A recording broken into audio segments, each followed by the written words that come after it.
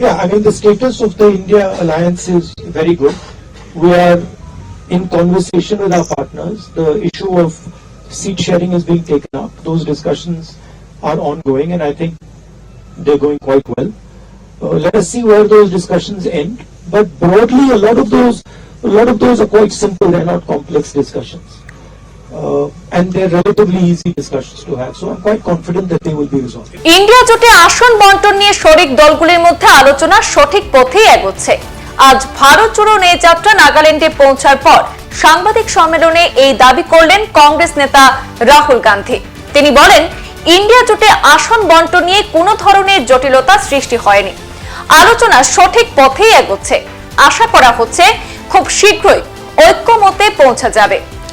বিহার, পশ্চিমবঙ্গ, মহারাষ্ট্রে স্থানীয় দলগুলির সঙ্গে কংগ্রেসের আসন বণ্টন নিয়ে আলোচনা ফলপ্রসূ হচ্ছে না বলে যে খবর পাওয়া যাচ্ছে তা খণ্ডন করে রাহুল গান্ধী বলেন, প্রতিটি রাজ্যের রাজনৈতিক পরিস্থিতি ভিন্ন, এই জন্য সেই অনুযায়ী আলোচনা চলছে।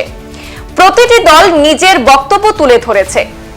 ইন্ডিয়া জোটের সর্বশেষ বৈঠকে বিহারের মুখ্যমন্ত্রী নীতিশ কুমার, পশ্চিমবঙ্গের মুখ্যমন্ত্রী মমতা ব্যানার্জির আপত্তির জন্য জোটের আহ্বায়ক হতে রাজি না হওয়ার প্রসঙ্গ রাহুল গান্ধী বলেছেন যে সংবাদ মাধ্যমে অতিরঞ্জিত করে খবর প্রচার করা হচ্ছে, যার ফলে সত্য ঢাকা পড়ে যাচ্ছে।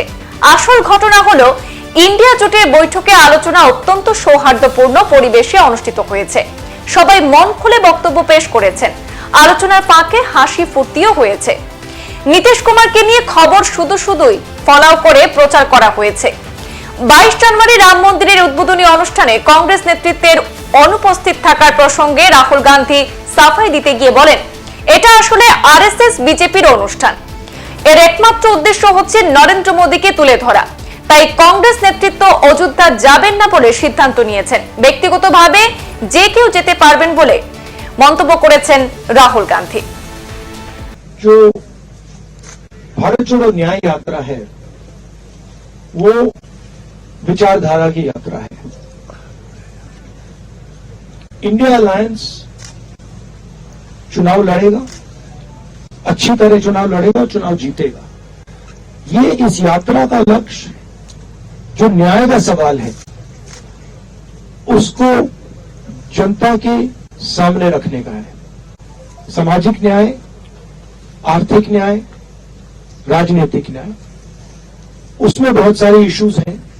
कास्ट सेंसस का इशू है, जैसे यहां पे नागालैंड में अभी बातचीत हुई कि यहां पे वायदे किए गए थे, वो वायदे तोड़े गए हैं। मणिपुर में आपको दिख रहा है क्या हुआ है। तो इन मुद्दों को उठाने की यात्रा है, विचारधारा की यात्रा है। इलेक्शन कैंपेन होगा, वो प्रोसेस चलेगी, उसमें हम सब भाग लेंगे। सर, भारत जोड़ो यात्रा जो पहला चरण था उसमें भी मैं था यात्रा में, उसमें आप पैदल चलते थे तो लाखों लोग साथ होते थे। इस बार यात्रा में हर 2 मिनट पर आपको उतरना पड़ रहा है, क्योंकि कतार में इतने लोग होते हैं। आगे आपको लगता है कि आपको नीचे उतरना ही होगा। फिर एक सवाल और है सर, इससे जुड़ा हुआ, एक ही सवाल, अगर एक सवाल। ये आपका अच्छा सवाल है, इसका मैं पहले जवाब दे देता हूं। देखिए, टाइम की कमी है। अभी हम मणिपुर, नागालैंड में हैं, यहाँ पे काफी लंबे गैप्स हैं, तो उसमें तो बस में ही जा रहे हैं। मगर जब हम असम में, बंगाल में, बाकी स्टेट्स में आएंगे तो मुझे लगता है कि जो वर्किंग एलिमेंट है वो ऑटोमेटिकली बढ़ जाएगा। मगर टाइम का इशू है, क्योंकि हम इसको मतलब 4-5 महीने लंबा तो नहीं खींच सकते हैं। वो पिछली यात्रा 150 दिन की थी, 150 दिन नहीं है, तो इसको थोड़ा हमें टाइट करना पड़ रहा है। रूल है, एक व्यक्ति एक सवाल। Indrajit, Mr. Gandhi, this is Indrajit from India Today. I just wanted to ask you about the status of the India Alliance. I come from West Bengal. There's a lot of curiosity about what is the status of discussions with the Trinamool Congress, and is there going to be an alliance between Congress and TMC, because you are entering West Bengal very soon? Yeah, I mean, the status of the India Alliance is very good.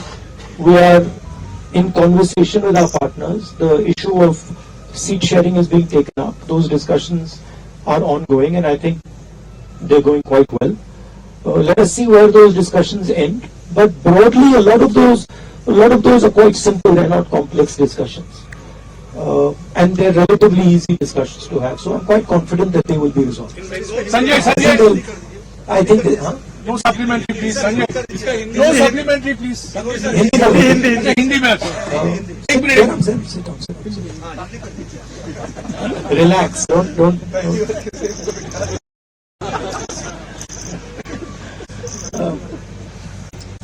तो देखिए, India alliance के जो processes हैं, discussions हैं, अच्छी तरह चल रहे हैं।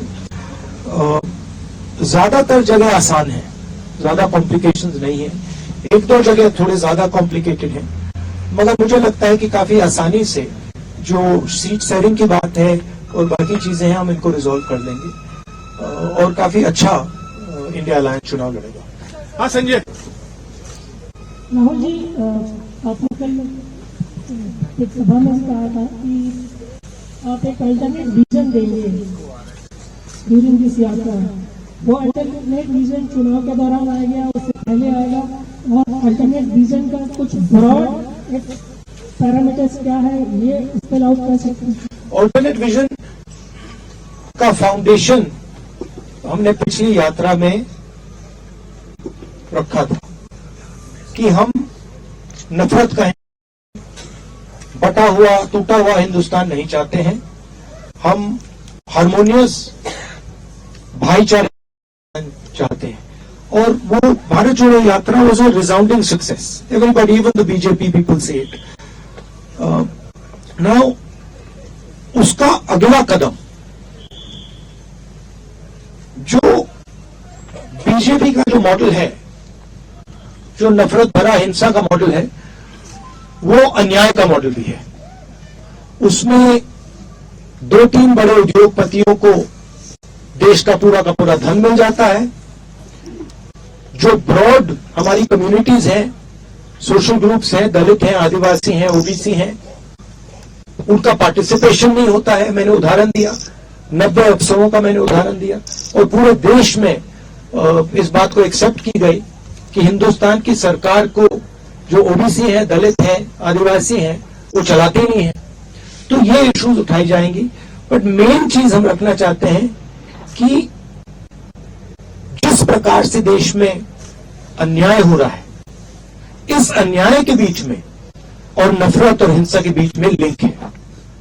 अन्याय से नफरत बढ़ रही है, हिंसा बढ़ रही है, और बीजेपी आरएसएस का लक्ष्य एक्चुअली चुने हुए लोगों को हिंदुस्तान का पूरा फायदा, पूरा धन पकड़ाने का है।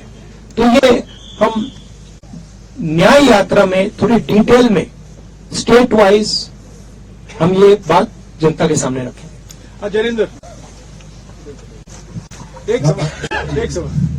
राहुल जी, इंडिया गठबंधन के लिए आपने कहा कि तैयारी अच्छी चल रही है और बीजेपी को आप हराएंगे, लेकिन पिछली जो बैठक हुई उसमें संयोजक का सवाल उठा और नीतीश कुमार ने ये कहते हुए ठुकरा दिया कि ममता बनर्जी इस पर सहमत नहीं और इस बात से नीतीश कुमार नाराज है। क्या आप लोगों को इस बात की आशंका है कि नीतीश कुमार आने वाले दिनों में इंडिया गठबंधन छोड़कर एनडीए में शामिल हो सकते हैं? नहीं, देखिए, इन चीजों में फ्रैंकली बोलूं तो मीडिया इन चीजों को बहुत ओवरप्ले करता है। जो मीटिंग में मूड था, जिस प्रकार से बातचीत होती है, जो ह्यूमर होती है, भाईचारा होता है, उसको आप बताते नहीं हो। आप एक मुद्दे को उठा के मतलब मेन इश्यूज को बना देते हो। देखिए, there is mutual respect and affection between the leaders of the India formation.